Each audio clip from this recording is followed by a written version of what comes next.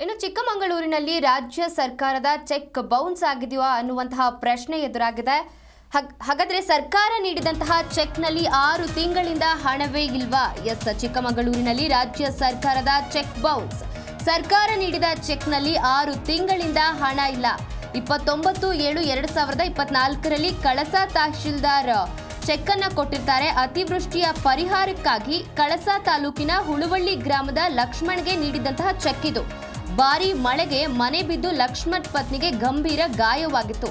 ಹಾಗಾಗಿ ಕಳಸ ತಾಲೂಕಿನ ಹುಳುವಳ್ಳಿ ಗ್ರಾಮದ ಲಕ್ಷ್ಮಣ್ಗೆ ತಹಶೀಲ್ದಾರ್ ಚೆಕ್ ಅನ್ನ ನೀಡಿದ್ರು. ಇನ್ನು ಖಾಸಗಿ ಫೈನಾನ್ಸ್ನಲ್ಲಿ ಸಾಲವನ್ನ ಮಾಡಿ ಪತಿಯನ್ನ ಉಳಿಸಿಕೊಂಡಿದ್ರು ಲಕ್ಷ್ಮಣ್. ಇನ್ನು ಪರಿಹಾರಕ್ಕಾಗಿ 1,20,000 ಹಣವನ್ನ ಚೆಕ್ ನೀಡಿದ್ರು ತಹಶೀಲ್ದಾರ್. ಬ್ಯಾಂಕಿಗೆ ಹೋಗಿ ಖಾತೆಯಲ್ಲಿ ಹಣವಿಲ್ಲ ಅಂತ ವಾಪಸ್ ಕೂಡ ಬಂದಿದ್ದಾರೆ ಈಗ ಲಕ್ಷ್ಮಣ್. ಬದಲಾದಂತಹ 3 ತಹಶೀಲ್ದಾರ್ಗೆ 3 ಬಾರಿ ಮನವಿಯನ್ನ ಮಾಡಿಕೊಂಡಿದ್ರು.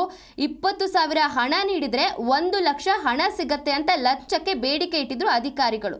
ಇನ್ನು ಸರ್ಕಾರ ಹಾಗೂ ಅಧಿಕಾರ ವಿರುದ್ಧ ಇದೀಗ ಲಕ್ಷ್ಮಣ್ ಆಕ್ರೋಶವನ್ನ ಹೊರಹಾಕ್ತಿದ್ದಾರೆ. ಚಿಕ್ಕಮಗಳೂರು ಜಿಲ್ಲೆ ಕಳಸ ತಾಲೂಕಿನಲ್ಲಿ ನಡೆದಿರುವಂತಹ ಘಟನೆ ಇದು.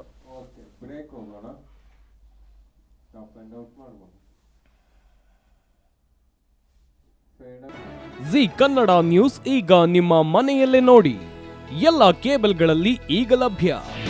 ನಿಮ್ಮ ನೆಚ್ಚಿನ ಜಿ ಕನ್ನಡ ನ್ಯೂಸ್ ಈಗ ಸನ್ ಡೈರೆಕ್ಟ್ ನಲ್ಲಿ number 292, Tata play number 1664, Jio TV number 1334, NXT digital number 30, N cable number 30, city networks 51, U digital number 162, GTPL number 17, Rockline telecommunications number 42, Shri Basaveshwara cable number 168, rural cable network 60, Vinayaka digital 57, Abhishek cable 821, city channel 53, Siddeshwara cable network 57, V4 digital Infotech 628, ಸೂರ್ಯ digital networks 53, Gajanan digital number 836, Malnad infotech private limited number